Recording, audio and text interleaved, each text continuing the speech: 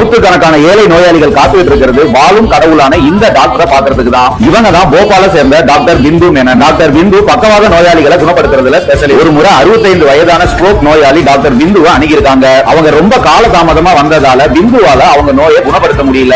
ஏன் இவ்வளவு தாமதமா வந்தீங்கன்னு கேட்டதுக்கு, எங்க கிராமத்துல இருந்து ஹாஸ்பிட்டலுக்கு வர்றதுக்கு போதுமான போக்குவரத்து வசதியோ வருமானமோ இல்லன்னு சொல்லிருக்காங்க. இந்த அவல நிலையை மாற்றணும்னு நினைச்ச பிந்து 2013ஆம் ஆண்டு பிந்து மேனன் பவுண்டேஷன் பேர்ல ஒரு அறக்கட்டளையை நிறுவி மருத்துவ வசதிகளும் இருக்கிற ஒரு வாகனத்தை ரெடி பண்றாங்க. இந்த வாகனத்தை எடுத்துக்கிட்டு நெல்லூரை சுத்தி இருக்கிற கிராமங்களுக்கு நேரடியா போய் பக்கவாதத்துக்கான மருத்துவத்தை இலவசமா பாக்குறாங்க. கடந்த 15 வருஷத்துல 44 கிராமங்களுக்கு இவங்க நேரடியா போயிருக்காங்க. இதன் மூலமா 12,000க்கும் அதிகமான நோயாளிகள் பயனடைஞ்சிருக்காங்க.